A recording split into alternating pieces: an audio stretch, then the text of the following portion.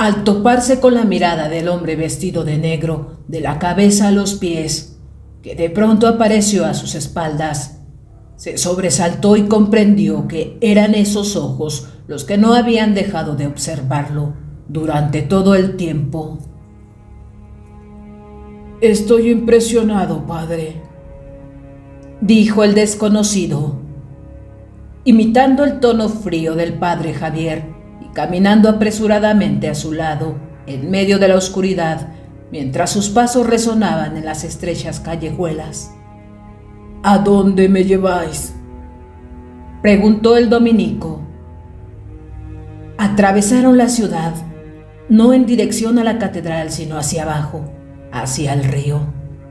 El olor a carne asada que invadía las callejuelas y ascendía con lentitud quedó atrás, al igual que los gritos de los condenados a los cuales, como la joven, el humo no había asfixiado y ahora eran consumidos por las llamas. Los cánticos y las oraciones de los sacerdotes que celebraban misa durante la incineración eran incapaces de apagar esos sonidos, y los sacos de tela llenos de claveles o manzanas tampoco lograban disimular el olor a los cuerpos asados. Nadie los detuvo cuando se deslizaron a través de la grieta de la muralla hasta la orilla del río. El padre Javier percibía el aroma del agua, la superficie del agua, su negrura absoluta, y los jirones de niebla que relumbraban en la oscuridad lo hicieron estremecerse. Recorrían una de las grandes canteras de guijarros que descendía de la ciudad hasta el Tajo. La luz de la luna, reflejada por los jirones de la niebla, iluminaba el camino. El saliente de la cantera apagaba los ruidos de la ciudad, al igual que todos los que surgían ahí debajo. La empinada ladera se arqueaba por encima de ellos como una calavera. De repente, una sombra situada más adelante se puso de pie. El padre Javier creyó ver el brillo de un cuchillo bajo el oscuro manto. «Don Manuel», preguntó la sombra. «Yo mismo acarrearía la leña para encender una hoguera y quemar a mi hijo, si él fuera tan perverso como un protestante», dijo el hombre de negro. «Podéis pasar, don Manuel». El padre Javier vio que en el otro extremo de la cantera había un grupo de chozas y al aproximarse miró un segundo centinela. Esta vez la contraseña no fue necesaria, pero lo obligaron a detenerse. Lo cachearon y lo revisaron. El centinela procedía con desapasionada grosería y el padre procuró permanecer inmóvil. Cuando la mano que lo palpaba por debajo de la sotana ascendió por su pierna y cerró sobre sus partes. «Está limpio, don Manuel». «Sigo estando impresionado, padre», dijo este. «Así que un hombre al que todos los protestantes de España le desean la muerte circula sin un puñal oculto. Mi arma es mi fe». «¿Veis la entrada de la choza central?», preguntó el hombre de negro. El padre asintió. «Allí os esperan». «¿Y vos?» «Seguiré disfrutando del aire nocturno», contestó el otro. «Estoy muerto», pensó el padre Javier. «Sea quien sea que me espera allá adentro, me matarán. Y no quieren testigos. Al menos no me quemarán. El fuego se vería desde la otra orilla». Intentó consolarse con la idea de que se ahorraría el tipo de muerte más temida por él, pero al encaminarse hacia la choza, Su expresión permaneció impasible. Cuidado con las irregularidades del suelo, padre, dijo el hombre de negro. Procurar no caer. Ante la puerta de la choza, el padre Javier titubeó un instante, pero después abrió y entró. Vio rostros a la luz de una vela que se apagó cuando la puerta se cerró. Ante sus ojos danzaron las imágenes de las figuras vislumbradas en sus colores complementarios. Durante un segundo reinó el silencio. Bien, padre Javier, dijo una voz seca en medio de la oscuridad. Ahora sé que aún poseéis la fuerza suficiente, aunque hace tiempo que oigo vuestro nombre.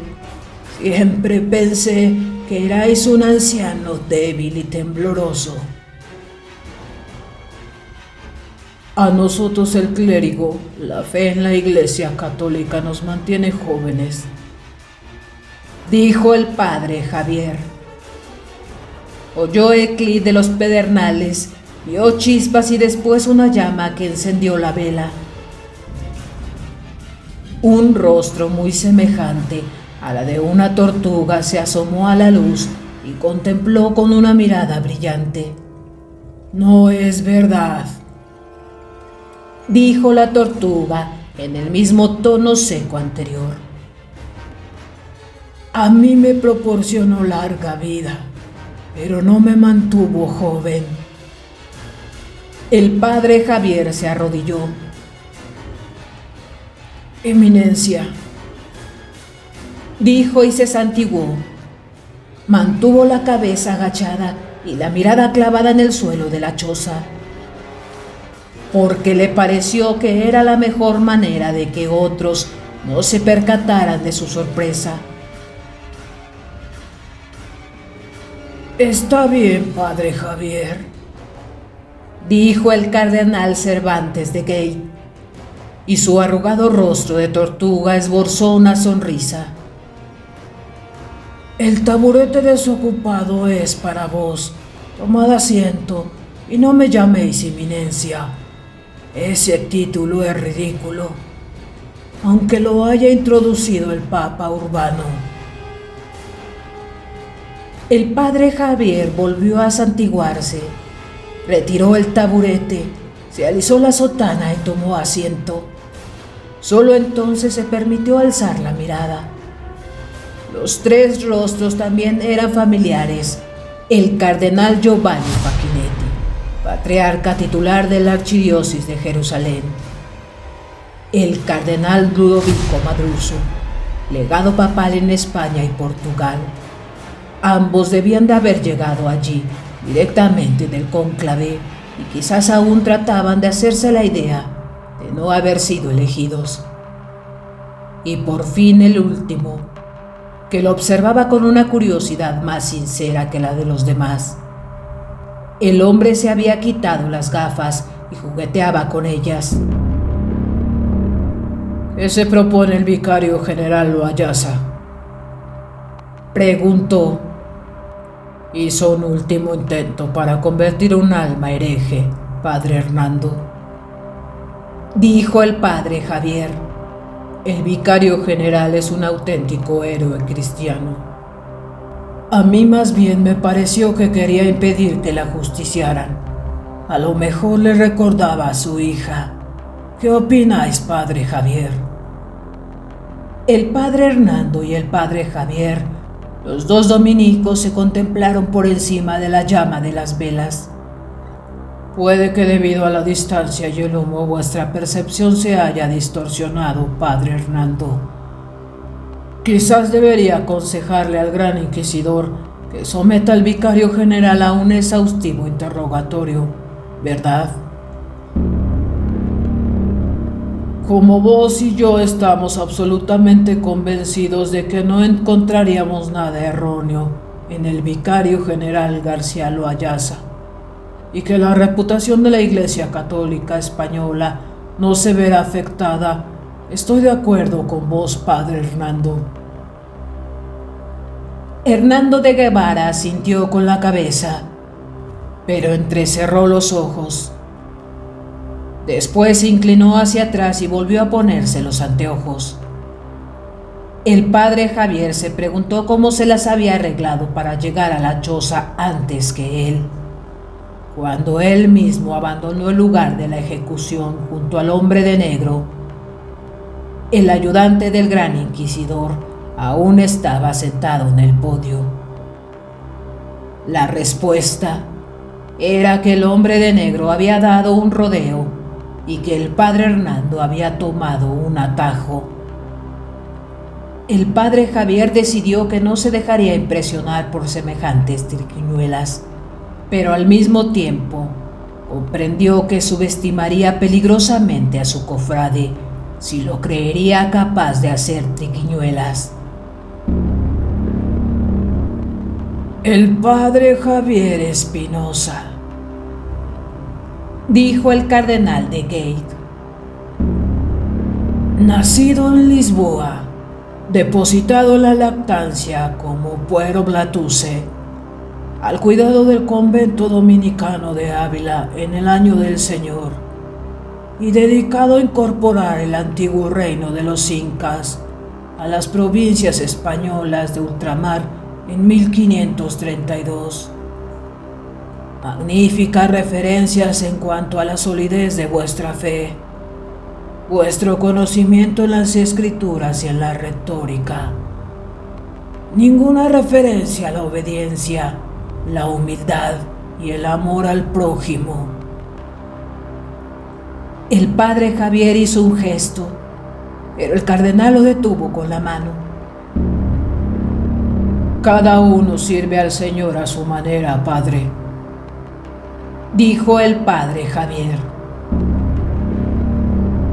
De 1555 a 1560 realizasteis estudios intensivos de los archivos secretos de la Biblia Apostólica Vaticana, donde os destacáis por desarrollar los reglamentos para acceder a los archivos secretos, que concretamente consisten en que, excepto el Papa y los cardenales, nadie puede entrar. El Papa Sixto V, tras acabar la construcción de la biblioteca, se ocupó de los reglamentos y los reforzó aún más. El cardenal alzó la vista. Unos reglamentos con los que estoy completamente de acuerdo, querido padre Javier. En consecuencia, significa que casi nadie conoce los escritos allí albergados tan bien como vos. En los años que van de 1560 a 1566, fuisteis ayudante del obispo de Madrid. No hubo allí un pequeño escándalo debido a que el hermano del arzobispo hizo negocios en beneficio de la corte del rey con un mercader de bienes. Podían abastecer a la corte. Su ilustrísima descubrió que un contable de su hermano había hecho negocios en secreto. El contable fue castigado, dijo el padre Javier en tono suave. Correcto, el contable de su hermano. Es asombroso que un mero contable averiguara qué mercaderías eran necesarias, por ciertos motivos que solo conocía el arzobispo y el rey Felipe.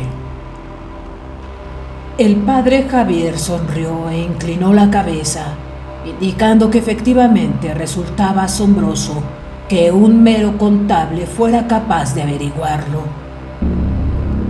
¿Acaso ese hombre no se quitó la vida en el calabozo de un modo bastante extraño antes de que el asunto llegara a juicio?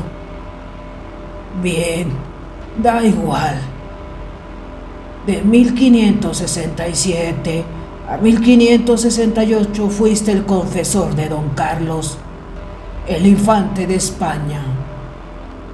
Tras el lamentable accidente que provocó la muerte del infante, Fuisteis el confesor del joven archiduque Rodolfo de Austria durante su estancia de la corte de Madrid de nuestro muy católico Felipe, y después en Viena hasta el año de 1576, en el que el archiduque Rodolfo se convirtió en el emperador Rodolfo. Tras regresar de Viena, fuisteis el ayudante del obispo del Espíritu Santo en México y corresponsable de los éxitos del Tribunal del Santo Oficio de la Inquisición en aquel lugar, hasta 1585. Después, vuestro nombre siempre vuelve a aparecer en diversas crónicas de España. En aquella época, ayudaste al vicario general de Toledo a llevar la pesada carga que suponía cumplir con la función del arzobispo. El cardenal de Gay se inclinó hacia atrás. No tuvo que detenerse ni una sola vez para recordar los hechos. ¿La consideráis una crónica correcta, padre Javier? Los conocimientos de vuestra eminencia son completos, dijo el padre Javier, y empleó el aborrecido título con absoluta conciencia. Un hombre de vuestra experiencia y edad deberá ocupar un rango clerical elevado y no limitarse a ser un consejero de obispo y cardenales. Mi deber es servir a la Iglesia Católica. El cardenal de Gay contempló el rostro del padre Javier durante un buen rato. Debéis regresar a la corte del emperador Rodolfo, en Praga. El padre Javier vio antes y la cara pálida y de mejillas hundidas del archiduque Rodolfo, que a diario le había impresionado por la expresión del odio terco y reprimido de un espíritu débil e inseguro. Un odio tras el cual intentaba ocultarse un sentimiento aún más poderoso: el temor. Ahora hacía casi 15 años que Rodolfo era emperador del Sacro Imperio Romano. Desde que el padre Javier lo vería por última vez, se decía que Rodolfo de Habsburgos había emprendido un viaje a las tinieblas de la superstición, a la demencia de la alquimia, y que estaba perdiendo el juicio. Bajo su mandato, el reino se tambaleaba entre la fe y la herejía, acercándose al precipicio. Después del primer encuentro, el padre Javier supuso que los demonios del poder, la responsabilidad y la insuficiencia destrozarían a Rodolfo. Era casi asombroso que no se hubiera vuelto loco hacía 10 años.